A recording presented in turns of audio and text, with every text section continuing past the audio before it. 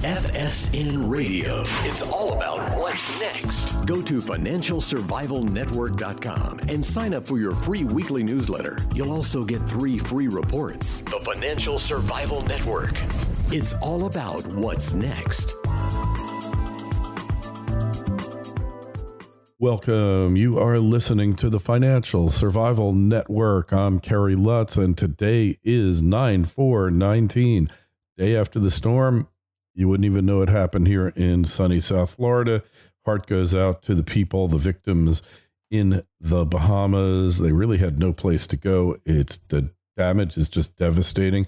The airport in Grand Bahama that I've been through in Freeport many, many times is now history. Doesn't exist. It's been destroyed. Just heart-wrenching scenes that you're watching. But we made it through okay. So we're going to live to fight another day. Well, speaking of which, the hurricane just shows that you need a plan. Our good friend Dunnigan Kaiser is with us, Reluctant Preppers. You find his YouTube channel. And Dunnigan, it's great to have you back. So you've been busy lately. You took a field trip. Yes, that's right. And I wanted to first also add our condolences to those people that were impacted, their lives and their homes and everything that they touch has been in many ways blown away by Hurricane Dorian. And we actually posted 4 repeat videos over the weekend on our channel, one of which was our last interview with you, Kerry, about lessons I learned fleeing a hurricane, and also others, Brad Harris from Full Spectrum Survival, talking about moving away from Florida and away from the high-density urban setting where hurricanes were frequent, as well as Jerry Robinson from followthemoney.com. Yeah. About he and his wife moving away from Houston, again, another high-density urban area with frequent hurricanes and that sort of thing. So a lot of those tips, as well as my wife and my different field trip we did to the island of Bermuda, where surprisingly they have the habit of shrugging off most hurricanes because their building standards are solid limestone, and every home and every public building has a local cistern, so they all have water supplies, and their official evacuation instructions are you hunker down in place and you shelter in place. Yeah. And so it's quite different from how other places handle this sort of thing. Well, the thing is, I was just in Bermuda recently, and yes, a beautiful architecture, very clean island. They don't get hit generally with a lot of hurricanes. They did get one a few years ago because it's a bit further north and it's east in the Atlantic. It's 700 miles off the coast of North Carolina. The problem is when you have a Cat 5 hurricane, nothing is going to withstand it. You just can't afford the type of construction necessary to hurricane proof an island. It just can't be done. Sometimes, your best plan is just to get out of Dodge. And, that was probably the best option for those people in the Bahamas, because 3 years ago, there was Hurricane Matthew, which followed a very similar path to Hurricane Dorian.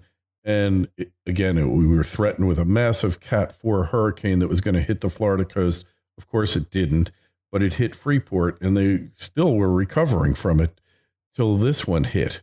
And sometimes, maybe the best thing is don't live on an island. I mean, it's got a certain appeal, certain romanticism to it, but you're on an island, and that limits what type of plans you can make. Your only plan is get out. And, look, there's no safe place on the planet to leave a particular place that you want to live unless it's really, really dangerous. The incidents of hurricanes in Florida, they happen. We had the worst hurricane ever was the Labor Day hurricane of 1935, and it killed thousands of people. There was also the Galveston hurricane, killed 8,000 people. Now we have modern warning systems. So moving to avoid the potential of a hurricane, I don't see the point. Place where I am now has thick hurricane glass, take impacts up to 180 miles an hour. It probably would survive a Category 5. Probably something would be left standing because of where it is situated in the wind patterns. If there was a Cat 5, but certainly Category 4, you're going to have roof damage, substantial roof damage, but you can't live your life in fear. So, and I think one of the things that you provide, Dunnigan, is a level-headed, rational approach towards preparing for potential disaster. I guess that's partly the reason behind the word reluctant in our Reluctant Preppers is people who don't want to make their whole life around this and don't want to make this actually their whole mindset either, but just to take prudent precautions and to think ahead in ways that we don't typically. But actually, it's kind of interesting because when we were interviewed people from, for example, Lehman's Hardware in Kidron, Ohio, they've got generations that have worked there for over 60 years, providing non-electric facilities for people to have tools to be able to do cooking, canning, all kinds of, getting water from your own wells and all kinds of things like that, crafts and being able to provide for your family. And they both are customers of and providers to the Amish community there in Central Ohio. And it's just fascinating to realize that a lot of this, what we call now preparedness or that sort of thing, was just common sense a few generations back. And it's in some ways just been a lost art because of our headlong rush into automation, mechanization, supply chains, and that sort of thing. Is convenience. We build our lives around the habits of convenience, and that sometimes makes us unnecessarily fragile and brittle in our life styles, dependent upon everything going right or enough things going right that we can get by. But if you have a major setback of either a natural disaster or any other kind, financial or otherwise, it can really throw the kind of hardship into people's lives that most people are completely unprepared for. So that's what we're looking at, is just providing people with realistic options of things that they can do that aren't out of line with maybe some traditional things and some new approaches as well. So, and the beauty that I've been able to enjoy of that is being kind of the everyman, where I don't have the answers, but I bring on experts who do, and we explore those topics together. And it's just really heartwarming to get the feedback from viewers that they really appreciate the variety of content that we cover, because we're not all about one. We're not just focused on one thing. It's certainly not all about sort of a bunker mentality or hardening your fortress. Although we talk about lots of different aspects of things that people can do to make their families' plans more resilient and to connect with their neighbors and really reach out and find out about what's going on. So that one of the reasons we have been connected with you is because you talk about what's next on the Financial Survival Network. And that's one of our desires too, is talking about helping people be aware and prepared. So a financial potential upset is one of a grave concern for a lot of people because of the distorted nature of our current financial systems that we're living within. It's just been unprecedented in the history of mankind, really, the level of indebtedness and leverage and the global abandonment by all countries of sound money and on and on and on, negative interest rates and so on. So that kind of ties into why we maybe have a pretty heavy representation of guests and topics and a lot of interest from our viewers on topics surrounding financial risk that we find ourselves in. And that's related to that field trip that you asked me about in the beginning that we did to the Federal Reserve and the U.S. Mint in Philadelphia just last month. Tell us about that.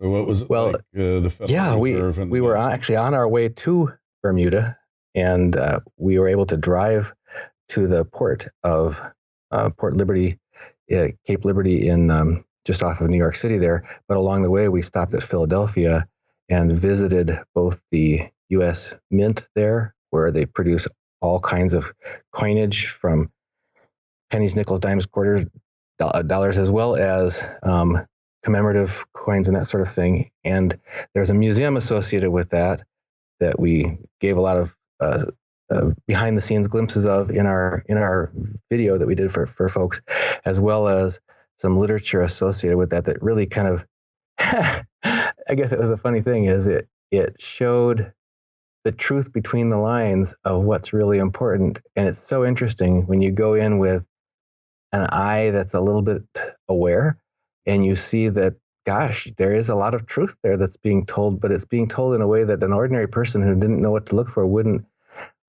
pick up on a lot of the sort of the hidden truth between the lines of what's being explained there. I should mention that we come from a life tradition of being homeschoolers of our 5 children. And so they're all grown now and graduated from college and so on, moved off into the world. But going on these kind of exploratory learning field trips, so to speak, or learning trips was something we did all the time as a homeschool family over the years. That's really a great thing. And, I know what you're talking about. Parents used to take me on trips, things like that. So as we've gotten more interdependent, we've gotten dependent and less self-reliant. And when a disaster happens, we just think, oh, well, the government will take care of us. But look at the Bahamas there. Look at Grand Bahama Island. It's not happening too well there. That theory hasn't worked out well. And that's why self-reliance, you need to have more of it, not less. FSN Radio. It's all about what's next. Silver One Resources is an exploration and development company backed by strategic investors Eric Sprott and SSR Mining. The company is focused on its Candelaria mine project in Nevada, where there is already a historic resource estimated at 127 million ounces of silver. The Candelaria mine historically was the highest grade silver producer in Nevada, generating over 68 million ounces of silver at an amazing average production rate of over 1,250 grams per ton. The project has tremendous expansion potential as past drilling has outlined deeper, high-grade silver targets for future drill programs. Silver One is highly leveraged to the price of silver and is cashed up and poised to increase shareholder value. Silver One trades in New York under the ticker SLVRF and in Toronto under the ticker SVE. To learn more, go to silverone.com. That's silverone.com. The Financial Survival Network. It's all about what's next. Right. One example of that is the ability to, for example, barter and with people that are near you, and even knowing who people. We've had Joel Salatin from Polyface Farms on multiple times talking about know your farmer, know where your food is coming from, that kind of thing. Even know who the local food producers are in your area. Having your own. Well, he starts with your own larder, as he calls it, your own pantry full of food in your own home. Having direct access to your own store of food, but then also having the kinds of goods and things that you'd need in case you lost services like electricity and water and so on. So having a store of water, having a store of food, as we mentioned, non-perishable things, but also medical supplies and the ability to something that you could barter with for trade with folks who have different things than what you have. Because, yeah, you're right. We're so dependent on these highly complex systems that when the systems aren't available, we need to be able to function and go on with our lives. That gets back, I guess, to that topic of like sound money. When we were visiting the Mint in Philadelphia, they have quite a museum there before you get to go actually observe through these high-level overlooking windows where you get to look into the actual production operations. Right. Before you get to that point, the museum the heavy emphasis there is about the history of gold and the role that it played in the mint and the finances of our country and that kind of thing, and about Fort Knox and it's so interesting that they devote an entire exhibit to the role of gold and the history of gold as a asset of wealth for our country. And yet you've got, whether it's Ben Bernanke or others in our leadership having said over the last couple decades that it's outmoded, it's outdated, it's a barbaric relic or whatever. And it's just it's quite enlightening to see the extent to which the true importance of sound money, and if you really think about it, from when the systems are down, when the ATMs aren't working, when the banks aren't open and aren't going to open because of an emergency or interruption, that kind of thing, how are you going to conduct the vital things you need to in your life without being able to put your hands on something of real value? So that was the Mint, and there's lots more around that in our video. If people want to check it out, the video is what a prepper uncovered at visiting the Federal Reserve and the U.S. Mint. But then we also went to the Federal Reserve of Philadelphia, and they had another exhibit called Money in Motion. And they had these free books you could pick up. And at the end, they actually gave you bags of shredded money. Yeah, I know. I've been there. That was kind of cool. It shows you what that money's worth, right? That's exactly right. And the books are I read through these things with the knowledge that I've gained from talking to people on our channel and people listening to people on your channel. And I had a highlighter in my hand, and I'm just underlining things in there that the same words read with a different perspective would not have the same impact on you. Here's one sentence from the book, Money, and it's on page 3 here. It says, money must allow people to buy goods and services today and in the future. It says, U.S. money does maintain the majority of its ability to purchase goods and services over time. And and you go, really? And you pull up the historical chart of the value of the U.S. dollar, and it's just a downward decay line. There's a little bump during World War II, but that's about it. And it's just down to like 3 cents on the dollar of what it was a century ago. And yet they're claiming, they say right there that in order to be money, it has to be a store of value. And they even go in further to confess that the ability to conduct international trade means that your international trading partners have to also have confidence that the currency you're transacting in is going to have hold its value in the future. Why would they otherwise use it? So anyway, it's just remarkable when you connect the dots between the publicly available information that the Fed puts out there and realize that if you take them at their word, you should run away screaming and not trust any of your earnings, your savings, your retirement plans, or anything that they could touch. Oh, agreed there for sure. I mean, we've seen this throughout history. Governments lie to their people. The first casualty of government is truth. And they've been lying to us since it was formed in 1776 or whenever. You can argue about the exact time frames. But, since the Articles of Confederation, they got all these people to buy government debt. And then eventually they got paid. But that was a whole big to-do. Look, I mean, we see this over and over and over again where they just out and out lie. And what's a person to do? So what you got to see all the gold in the gold room, right? At the Federal Reserve? No. Oh, you didn't go on that trip? Yeah.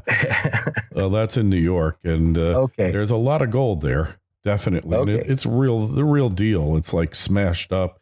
They had the old US bars, which are rectangular. And then they had the new, good for delivery bars from for the London Metals Exchange. Sure. Those trapezoidal shaped. Yeah, the trapezoidal shaped bars. And they were like beat up, and it was cool. They had to wear magnesium tips on their shoes because if you drop one of those bars on your foot, you'll crush the bones. Like very dense, very heavy. So a lot of fun there. Hey, so reluctant preppers. Really, that's for people who you don't think you're a prepper, but you want to be prepared because, look, I had a plan that I followed pretty well last time. It didn't work well. I was ready, or more ready this time, but I actually flew back because I didn't want to stay in New York for the storm. And I flew back on Sunday, but I also knew that it wasn't going to hit. But I had my plan. I could have been out of here in 20 minutes if my deal was that if the lights went out or the wind picked up and it looked like it was coming here, then I was going to bolt. But I had like everything ready to go, clothes, medications. These are the things you got to think about. So, and I learned a lot of it from you. So I appreciate it. Just tell us again where the best place to find you is, Dunnigan. Well, you can go either to youtube.com/reluctantpreppers, or you can just go directly to our website, reluctantpreppers.com. All right. Hey, and I highly recommend that you do. This is just proof. Dorian, like if you're on one side of it, nothing happened. If you're on the other side, it's utter devastation. Probably not a good idea to just live on an island. When you do live on an island and you see you've got plenty of warning, sometimes it's just better to leave. When these storms emerge, they don't always know how big they're going to be, how powerful. But anyway, Dunnigan, appreciate you coming on. Questions, comments for Dunnigan, myself, KL@KerryLutz.com, Twitter feed @KerryLutz, Facebook page, Financial Survival Network. Make sure you go over to the website, financialsurvivalnetwork.com. Sign up for a newsletter. Dunnigan, it's always a pleasure. Thank you, Kerry, as always, for having us back. FSN Radio. It's all about what's next. Go to financialsurvivalnetwork.com and sign up for your free weekly newsletter. You'll also get 3 free reports. The Financial Survival Network. It's all about what's next.